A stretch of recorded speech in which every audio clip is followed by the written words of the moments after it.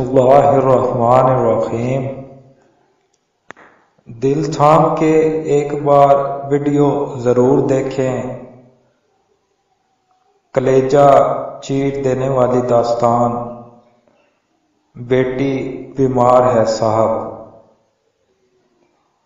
سوچا آپ سے بھی شیئر کر دوں۔ سفید پڑتا چہرہ، آنکھوں کے گرد گہرے سیاہ حلقے، بے ترتیب بال، سہما ہوا لہجہ اور پریشان حال۔ پرانے مگر صاف ستھرے کپڑوں میں ملبوس وہ شخص روزانہ میرے پاس آیا کرتا تھا۔ وہ باپ تھا، مجبور باپ، ہارا ہوا باپ۔ صاحب میری بیٹی بیمار ہے، اس کا آپریشن ہے، خدا کے لیے میری کچھ مدد کر دیں، اللہ آپ کو بہت اجر دیں گے۔ کام میں مگن دکان پر بیٹھے کیلکولیٹر پر تیزی سے انگلیاں چلاتے ہوئے اس کی طرف دیکھا اور گویا ہوا، اچھا خوب، یہ کام ٹھیک ہے۔ یہ مانگنے کے نت نئے طریقے کہاں سے نکال کے لے آتے ہو تم لوگ؟ کبھی ماں بیمار ہے تو کبھی بیوی اور کبھی بیٹی۔ اچھا طریقہ ہے حرام خوری کا۔ چنگے بھلے ہو کوئی کام دھندا نہیں کر سکتے، مانگنے چلے آتے ہو منہ اٹھا کے۔ صاحب کرتا ہوں کام، مگر 300 دہاڑی میں گھر کا چولہا بڑی مشکل سے چلتا ہے، بیٹی کا علاج کیسے کراؤں؟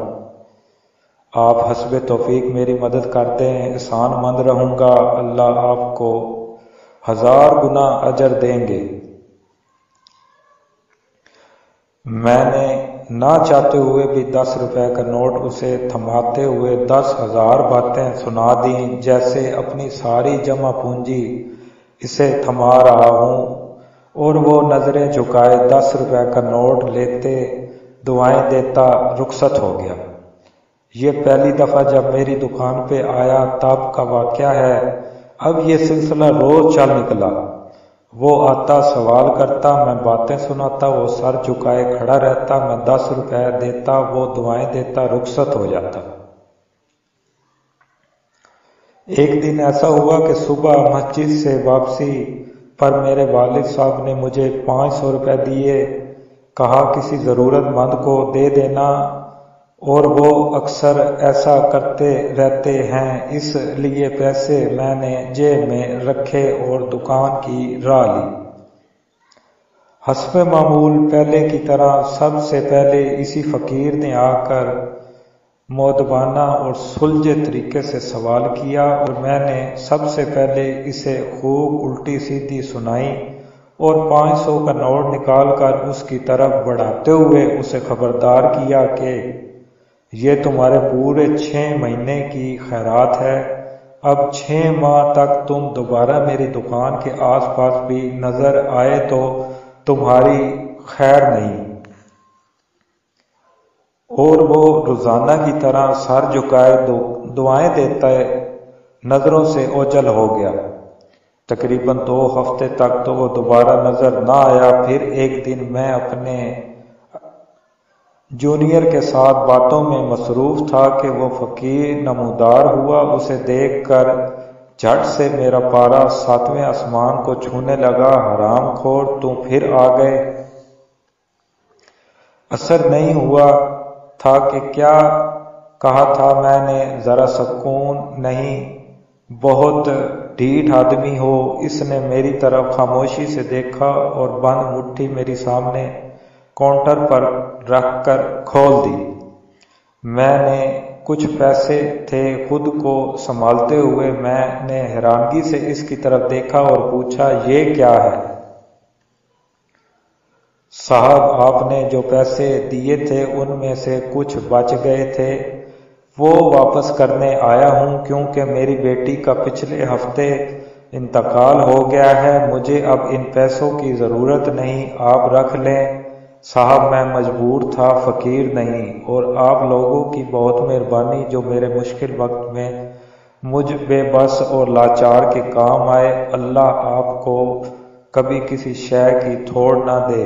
صاحب اللہ خوش اور آباد رکھے۔ آنکھوں میں جاری آنسو اور کپ کپاتی آواز کے ساتھ وہ میرا شکر ادا کر رہا تھا اور میں اس کی کھلی مٹھی کو بت بنا اپنی کرسی پہ بیٹھا مارے شرم اور ندامت کے زمین کے پھٹ جانے اور دفن ہو جانے کا انتظار کر رہا تھا۔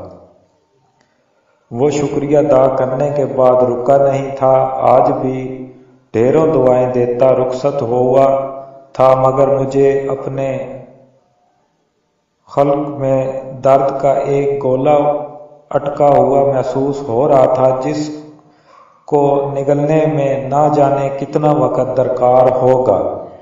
انسانی فطرت بھی کمال کی ہوتی ہے۔ غریب کو اس کی غریبی کا احساس دلانے اور اپنی برتری ظاہر کرنے کے لیے اپنی نیکی کو گناہ کبیرہ میں بدل کر سکون کے طلبگار رہتے ہیں۔ اللہ نے ہمیں جب ایسے بے شمار نعمتوں سے نواز رکھا ہے جس کی ہم ذرا بھی لائق اور قابل نہیں، تو پھر ہم کیوں اس کے دیے ہوئے رزق میں سے جب کسی ضرورت مند کی مدد کرتے ہیں تو اصل نقل کے چکر میں پڑ جاتے ہیں۔ آپ جب بھی جتنا ہو سکے توفیق کے مطابق جب کسی کی مدد کریں تو دل سے کریں اور اللہ کی رضا کے لیے کریں۔ اللہ کی رضا سے حاصل ہوتی ہے۔ اللہ پاک ہمیں سچے دل سے عمل کرنے کی توفیق عطا فرمائے، آمین ثم آمین۔ دوستو، ہماری ویڈیو اچھی لگی ہو تو اسے اپنے دوستوں کے ساتھ شیئر کر دیں۔ اچھی بات کو دوسروں تک شیئر کرنا بھی صدقہ جاریہ ہے۔